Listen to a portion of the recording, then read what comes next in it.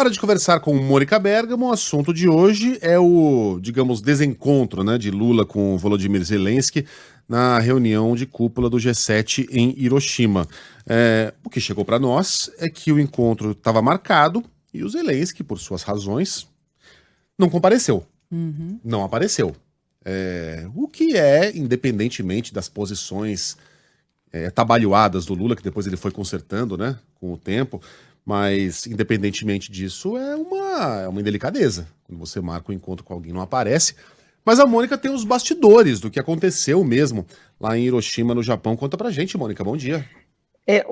Megali, bom dia a todos. Pois é, apesar desse simbolismo negativo aí do desencontro entre o Lula e o presidente da Ucrânia, Zelensky, em Hiroshima, quer dizer, as expectativas, Megali, que por parte do governo brasileiro, do que poderia resultar de uma reunião entre os dois, eram muito, muito baixas, né?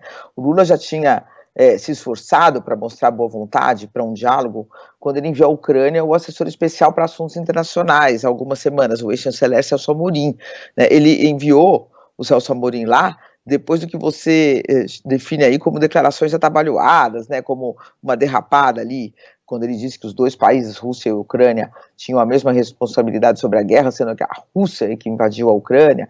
Então teve todo aquele mal-estar, mas o Zelensky pediu, o Lula enviou o Celso Amorim, que é seguramente o diplomata mais próximo do Lula e o mais experiente quadro brasileiro na área, né? Foi chanceler de dois governos, Itamar Franco e Lula, foi ministro da Defesa de Dilma, enfim, não teria pessoa de mais alto escalão assim, para o Lula enviar para um diálogo. E o Celso Amorim, então, algumas semanas viajou horas e horas da Inglaterra para a Ucrânia, fez um bate-volta, ficou em Kiev por um dia apenas, só para se encontrar com Zelensky. O conteúdo da conversa entre os dois não foi divulgado, o Megali, mas eu apurei que o Zelensky, naquela ocasião, ele afirmou que, como Lula, ele busca um acordo que chegue à paz. Só que o Megali, ele elencou uma série de condições que os russos simplesmente não aceitam. Então ele, com o Celso Amorim, seguiu nessa toada, né? E, portanto, são condições que inviabilizam o próprio acordo para a paz que ele diz querer buscar. Então, no entendimento do governo brasileiro, os dois lados ainda buscam a vitória e não a paz negociada, né? Mas, ainda de acordo com o entendimento do Brasil, dificilmente um dos dois, ou Rússia ou Ucrânia, ou o Ocidente, né, apoiando a Ucrânia, acaba que virou uma guerra Rússia contra vários países do Ocidente que apoiam e suportam e enviam armas para a Ucrânia. Dificilmente um dos dois vai sair vitorioso na visão do governo brasileiro, e futuramente eles vão estar exauridos dessa guerra e vão finalmente buscar um acordo, vão ser obrigados a isso, né, porque os custos da guerra vão acabar ficando muito maiores do que os custos de se fazer concessões, né? E é nesse momento futuro que um personagem como o Lula, de um país como o Brasil, que tentou se manter aqui distante do conflito, pode ser necessário.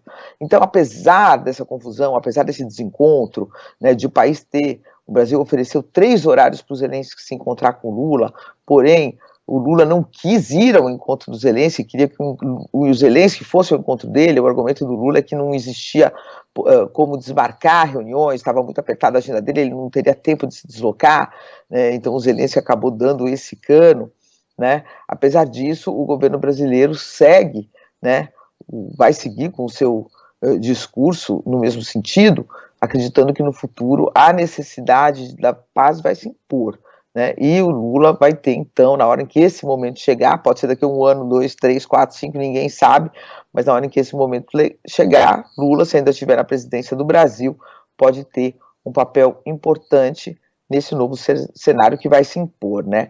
Agora, hoje o que fica é isso, né, o Megali, porque o Zelensky pediu o encontro, né, e depois deu esse cano, um cano mundial, vamos dizer, um cano de repercussão mundial, e o simbolismo disso não foi positivo, mas, de fato, foi uma indelicadeza grande, porque o encontro estava marcado a pedido dele e ele acabou não indo, né? Poderia já ter recusado antes, né, Megali, não deixar o Lula ali esperando, né? Aí fica a impressão que ele quis criar essa cena. E veja, quem está falando aqui é alguém que sempre foi muito crítico das posições do Lula em relação à guerra, posições que foram sendo moduladas depois e hoje são bem mais corretas. O Brasil, via Itamaraty, condenou a invasão da Rússia pela Ucrânia, né? Lula deixou de falar que os dois são igualmente responsáveis pelo que está acontecendo, não são, mas hoje ele adota um tom muito mais propositivo do que condenatório, embora não haja equivalência